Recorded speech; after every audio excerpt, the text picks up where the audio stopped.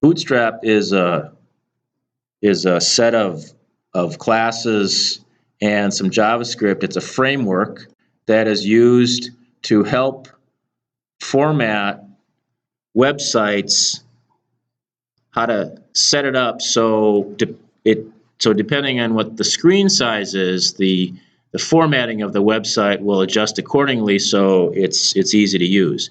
And in this example here, this is a single website, and when it is being viewed on a larger screen, it looks like this. And when it is viewed on a slightly smaller screen, it looks like this. And when it's viewed on a telephone, it may look like this. And so depending on the screen size, it adjusts. And the term for that is responsive. And so we're going to learn about the classes and style sheet information and JavaScript that can make so we're able to use these things in our website. So to add Bootstrap, the files necessary for Bootstrap, we installed this NuGet package, this Bootstrap NuGet package. We need to put these tags here at the top of every page, and this first tag here, this meta tag called viewport, that provides information to the rest of the classes regarding the screen size and the size of the viewport and so on. And then these are the Bootstrap files here, the CSS for the Bootstrap files. There's some site CSS here, and then there's some jQuery that is also required for Bootstrap. The classes of the Bootstrap grid system are this. There are 4 or 5 important classes that we're going to use. Bootstrap uses a grid system that's got containers and then rows and columns. And a container is, you can think of it like a table, like maybe a table tag. And then we've got rows. You can kind of think of it like TR tags. And then inside the rows we have columns. You can kind of think of those as TD tags. But with using the container system, then whether a row is actually a horizontal set of cells or a row is actually a group of cells that are still vertical, that depends on the width of the screen and how we have it set. So we have containers. Every page that uses these Bootstrap classes has at least one container, and then there's at least one row inside the container, and there may be multiple rows. And then within each row you have these column divs. These are all divs. And the class for the column divs the classes are expressed this way, where you have the word COL with a hyphen, and then the size is the screen size, and these are the 4 different screen sizes that are supported. And then the count gives the number of columns that particular div occupies. And each row has 12 columns in it, and so these divs may take up 1 or more columns depending on what this count is.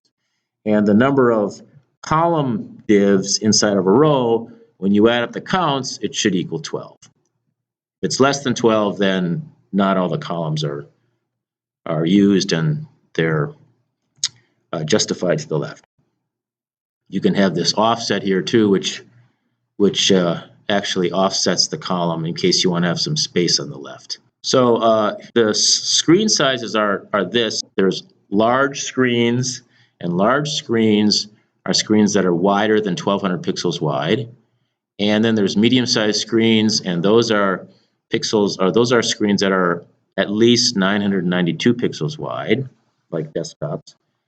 And then there are small screens which are widths of at least 768 pixels, which is like tablets, and then screens that are less than the 768 pixels. So anything smaller, and phones definitely fall into that category. So even screen sizes down to like 100 pixels or 50 pixels, the columns defined by XS will apply.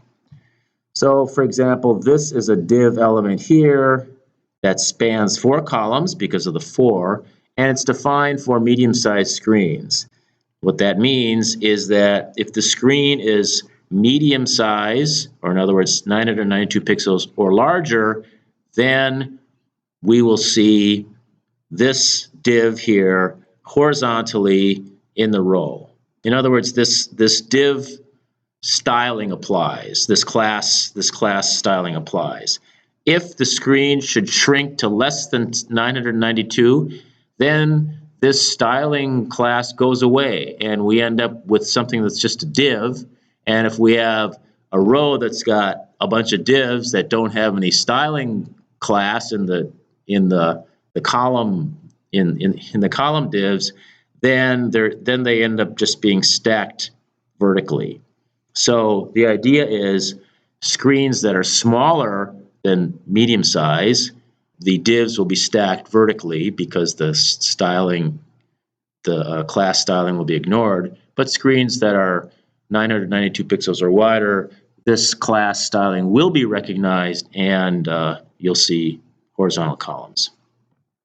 This second one here is an example of where both medium-sized screens and large-sized screens are defined. And what that means is that if the screen is 1200 pixels wide or larger, then this col-LG-3 styling applies, which means that this content in here will take up 3 columns wide. If the screen should shrink to less than 1200 pixels wide, but still at least 992 pixels wide, then the MD column specification class specification applies. The large one no longer applies. The medium one applies. And so this text here will span 4 columns on a medium-sized screen. If the screen shrinks smaller than 992 pixels, then it looks to see if there's an SM, a small screen column class defined or specified. There's not. So then the styling information is ignored, and this div class acts like any other div class, div element within a row, and they will be stacked. Here are some examples. Here we have 3 different screen sizes. We've got a medium screen, a small screen, and an extra small screen. And we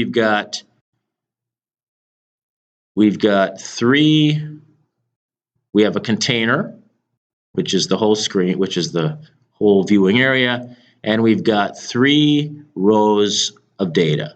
The first row of data is this first one here, and we have a row class, and then within the row class we've got two more div elements with some content in them with some data inside of them. There's no column class styling specified, so the columns will just be stacked, and we see that's what this first one here, and we see with this medium-sized screen, the columns are stacked. With a small screen, the columns are stacked. And with a very extra small screen, the columns are still stacked. The second one here defines styling information for a medium-sized screen or larger. And so the first one here, column 1, if it's a medium-sized screen, will take up 4 columns. And this second column here, which has the words column 2 inside, that'll take up 8 columns out of the 12 that are specified for a row. So in the medium-sized screen, we see there's 2 columns. There's medium-sized screen. There's for the first column is 4 out of 12 in size, and the second column is 8 out of 12 in size. And so that's defined for medium screen. However, when we get to a small screen, it's smaller than the medium screen, so the styling information is ignored, and the columns stack just like they do in the first row. So that's why the second row in the medium-sized screen, the columns are specified by the styling information, and in the small screen and the extra small screen, it's not defined, so it's stacked. The third row here defines formatting for a medium-sized screen and a small screen. So if it's a medium-sized screen, it looks like it's the same as the second row for a medium-sized screen. So in the medium screen here, we see that the column or row 2 and row 3 are the same. The first column is 1/3 the size of the second column in both the second and third row.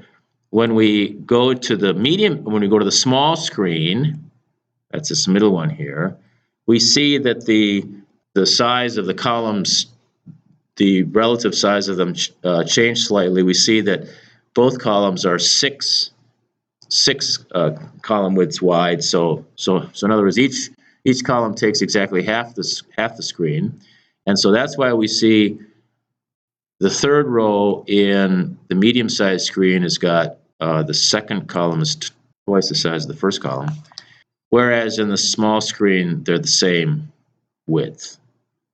And still, with the extra small screen, there's no formatting information defined, so the columns stack.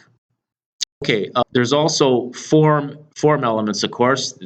These are the div elements here are just for making text rows and columns and tables and so on the screen.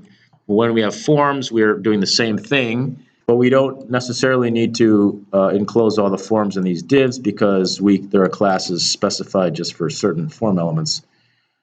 There's the form vertical. There are these form groups, and a form group is just like a regular row class, except for it also will group together the elements inside of the div, and so they can be related somehow depending on the elements themselves. So we have form vertical classes, and that's just like a regular row class where column styling information is not recognized. We have form horizontal classes, and there the column information is recognized. If we go down here, we see these are form horizontally. See the container here, this form object here is like the container, and so we're going to define this container as form horizontal, and with the form horizontal class, then these div classes, divs inside of here, can behave as row classes, and you can define columns, and the column style classes will be recognized.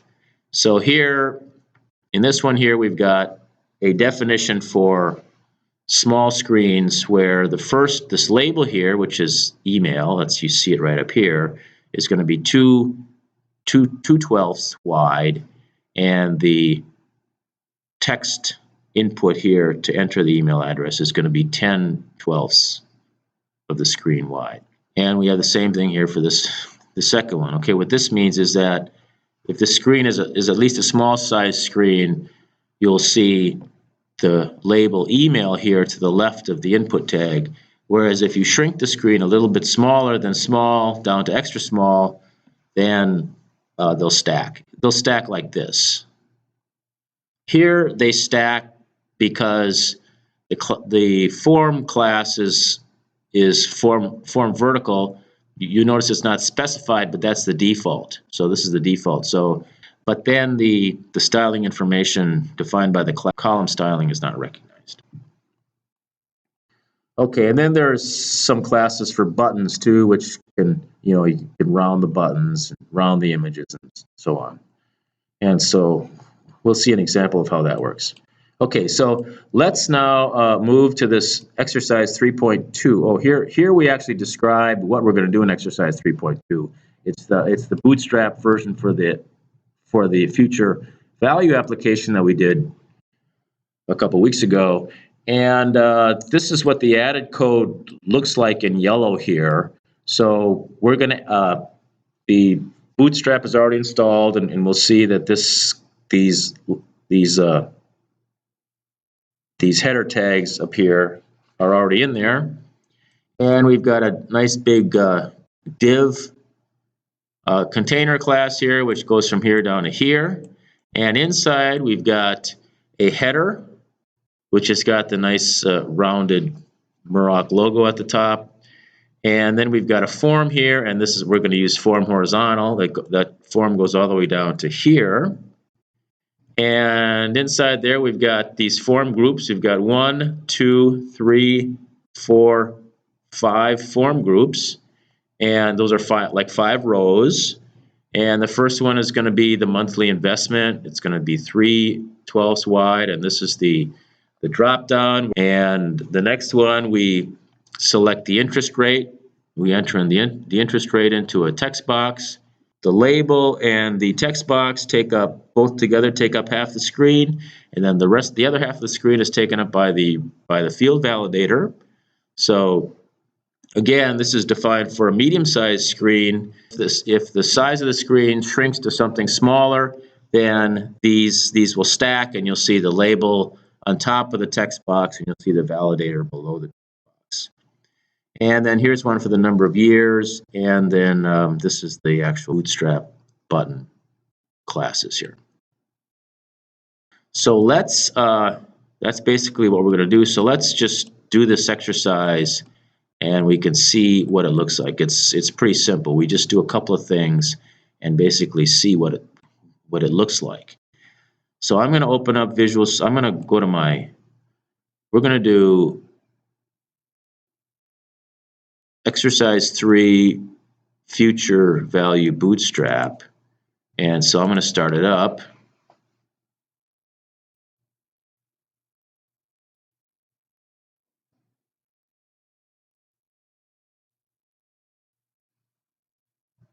And we will begin with open the content, fonts, and script folders to see what's in there, to see that Bootstrap has already been installed and brought in. So we can open up the content, and we see there's a bunch of Bootstrap CSS files in there, and we can open up the fonts, and we see there's a bunch of fonts that have been added, and scripts, and we see there's some Bootstrap JavaScript and some jQuery in there. If we look at the default page, we see that up here, we see that the Bootstrap tags have already been added in. So if Bootstrap were not added, if this NuGet Bootstrap package had not been added, what we would need to do is click on the project up here, do a right click, and find Manage NuGet Packages, and click, and we would come here and we would browse and search and find the NuGet package, but we can see that it's already installed because we click on installed, and there it is. And so we can see that it's already installed. Oh, look, latest stable version is 3.37. So what happens if I update it?